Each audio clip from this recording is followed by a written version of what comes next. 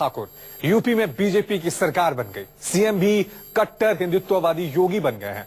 अब बारी उन फैसलों की है जो बीजेपी ने, मोदी ने, अमित शाह ने और योगी आदित्यनाथ ने उत्तर प्रदेश की जनता से किए थे। इसमें सबसे पहले है यूपी में बूचड़खाने बंद करवाना। सवाल यह है कि योगी का ताला बूचड़खानों पर कहे वक्त के हिसाब से लगेगा या वो सिर्फ एक जुमला बनकर रह जाएगा। उत्तर प्रदेश से सारे कत्लखाने बंद कर दिए जाएंगे। भारतीय जनता पार्टी की सरकार का मतलब अवैध बूचड़खानों पर शिकंजा।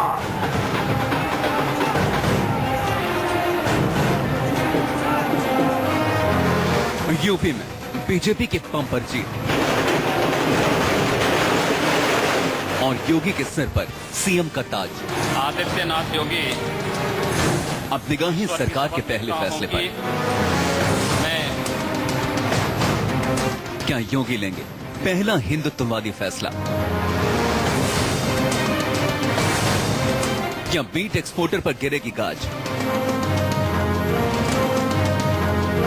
क्या बूचड़खाने पर लगेगा ताला? भारतीय जनता पार्टी की सरकार बनने का मतलब आप समझ गए होंगे। भारतीय जनता पार्टी की सरकार का मतलब गांव, गरीब, किसान, नौजवान की सरकार। भारतीय जनता पार्टी की सरकार का मतलब अवैध बूचड़खानों पर शिकंजा।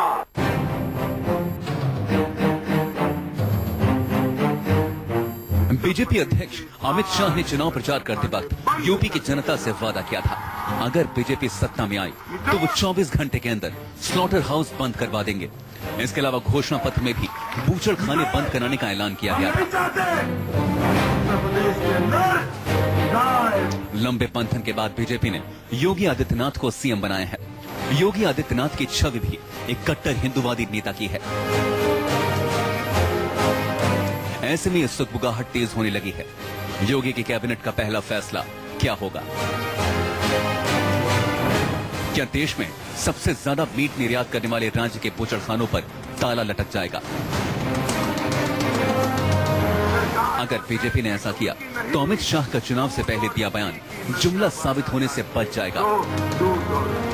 भारतीय जनता पार्टी ने तय किया है कि जिस दिन भारतीय जनता पार्टी का मुख्यमंत्री शपथ लेगा उसी दिन रात को 12 बजे के पहले अध्यादेश लाकर उत्तर प्रदेश में सारे कत्लखाने बंद कर दिए जाएंगे। मित्रों, हम नहीं चाहते उत्तर प्रदेश के अंदर गाय, भैंस, बैल की खून की नदियां बहें।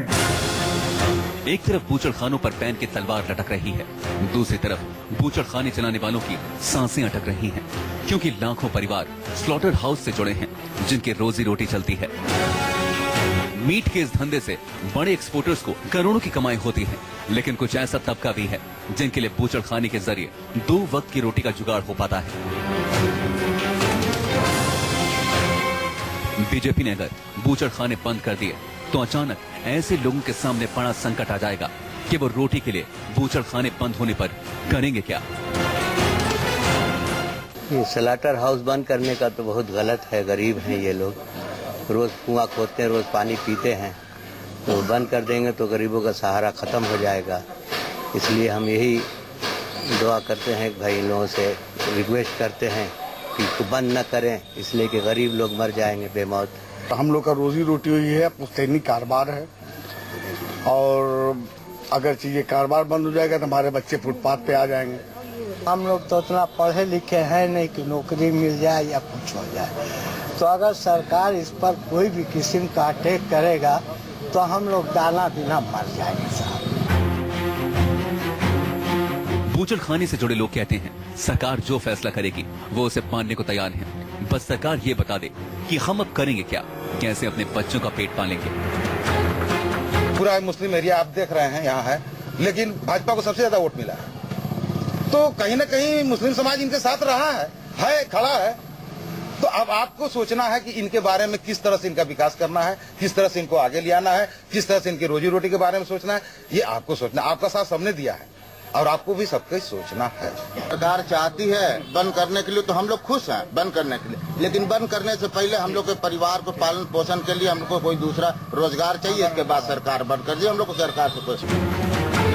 हिंदुस्तान में यूपी मीट निर्यात करने वाले राज्यों में पहले नंबर पर है। उत्तर प्रदेश में कुल 130 वैध बूचड़खाने हैं। वैध बूचड़खानों से करीब 2 लाख परिवार जुड़े हैं। पश्चिमी यूपी में बड़े पैमाने पर अवैध बूचड़खाने हैं। देश में करीब 28% मीट यूपी से एक्सपोर्ट होता है। साल 2014-15 में यूपी से करीब 7,515 लाख किलो मीट निर्यात हुआ। यूपी में करीब 17,000 करोड़ की मीट इंडस्ट्री है। उत्तर प्रदेश में मीट इंडस्ट्री एक बड़ा कारोबार है, जिससे लाखों परिवार सीधे तौर पर जुड़े हैं।